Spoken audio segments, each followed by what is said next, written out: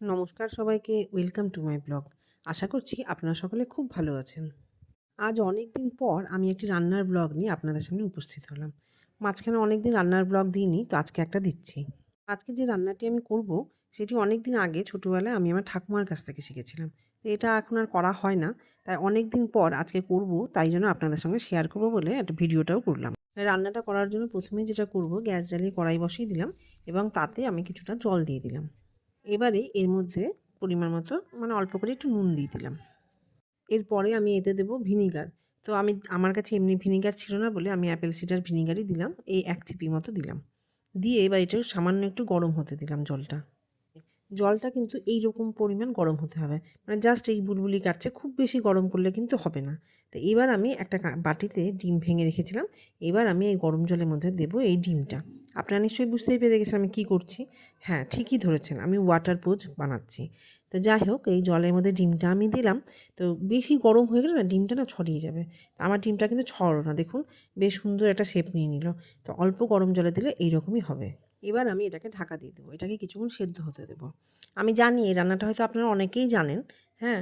তো আমাকে একটু কমেন্ট করে জানাবেন যে কে, কে জানেন এবং কে, কে আমার থেকে শিখছেন। প্লিজ আমাকে একটু কমেন্ট করে জানাবেন।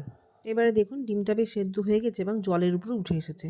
এরকম যখন জলের উপরে উঠে এসে ভাসবে তখন বুঝতে পারবেন যে হয়ে গেছে। এবার আমি এটাকে ছাঁকনির সাহায্যে আস্তে করে তুলে নিচ্ছি। তাতে কী হবে, জলটা ঝরে যাবে। এই পর্যায়ে কিন্তু এটা একটা হেলদি ব্রেকফাস্ট। আমরা এরকম ওয়াটার পোচকের ব্রেকফাস্টও খেতে পারি বা টিফিনেও খেতে পারি। কিন্তু যদিও আমি এটা এখন খাবো না। আমি এই পর্যায়ে এটাকে খাবো না, কারণ আমি এটা দিয়ে একটা কারি বানাবো। এটাই আমি আমার ঠাকুমার কাছ থেকে শিখেছিলাম। তো কারি বানানোর মশলা হিসেবে আপনারা প্রথমেই দেখলেন আমি পেঁয়াজ, রসুন, আদা এবং একটু লঙ্কা নিয়ে নিয়েছিলাম, যেটা আমি মিক্সিতে বেটে নিলাম। এবার আমি অল্প তেলে একটু গোটা জিরে এবং গোটা গরম মশলা ফোড়ন দিয়ে দিলাম। এরপরে আমি ওই বেটে রাখা মশলাটা এর মধ্যে দিয়ে দেবো এবং দিয়ে এটাকে কষাতে থাকবো। মশলাটা কষতে থাকুক, ততক্ষণ একটা ভালো কথা আমি আপনাদের সঙ্গে শেয়ার করছি। আমার ভালো লেগেছে তাই।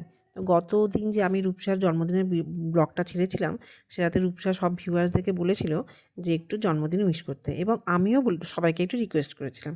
তো তার মধ্যে হাসিনা খাতুন, সঞ্চিতা কর্মকার, সৌরভ শেখ, জয় নবনুর, মৌসুমী বিশ্বাস এবং পিঙ্কি, রান্নাঘরের পিঙ্কি, হ্যাঁ, ওকে কিন্তু উইশ করেছে, বার্থডে উইশ করেছে।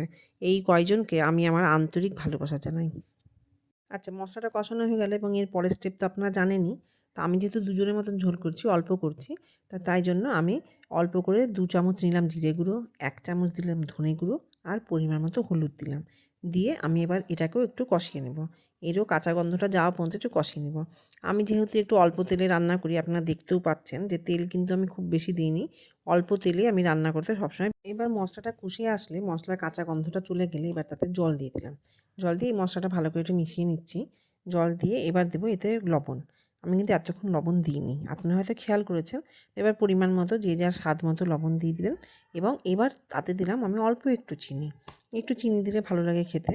তো আপনারা চাইলে এটা স্কিপও করতে পারেন, ঠিক আছে? যার যেটা ইচ্ছে। এবার ঝোলটা ফুটতে দিলাম। ঝোলটা ভালো মতো ফুটে গেলে, একেবারে যখন তৈরি, তখন এবার আমি ডিমের পোচ, এই যে ২টো পোচ করে রেখেছি, ডিমের পোচগুলো আমি এবার ছাড়বো। এটা কিন্তু একদম লাস্ট পর্যায়ে এসে, কারণ আমি কিন্তু আর ডিমের পোচগুলোকে কিন্তু ওর মধ্যে দিয়ে আর সেদ্ধ করব না। তাই জন্য ডিমের পোচ দুটো এবার আমি ছেড়ে দিলাম। ডিমের পোচ দুটো ছেড়ে দেওয়ার পর কিন্তু আর বেশিক্ষণ রান্না করব না। জাস্ট একটু নাড়াচাড়া করেই নামিয়ে নেব।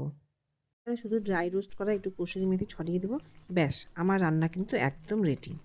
হয়তো এটা অনেকেই আগে শুনেছেন বা জেনেছেন। তো আপনারা জানাবেন যে আপনারা কার কাছ থেকে এই রান্নাটা শিখেছেন। আর যদি কেউ আমার দেখে শিখে থাকেন, সেটাও আমাকে কমেন্ট করে জানাবেন। এবার গরম, গরম এটা খেতে কিন্তু দারুণ লাগে এবং গরম ভাতে এই গরম, গরম এই এগ পোচ কারি কিন্তু দুর্দান্ত লাগে খেতে। যদি আপনারা না খেয়ে থাকেন, তাহলে আমার কথা শুনে একবার একটু ট্রাই করে দেখবেন প্লিজ। তবে আজ আসি বন্ধুরা, বাই।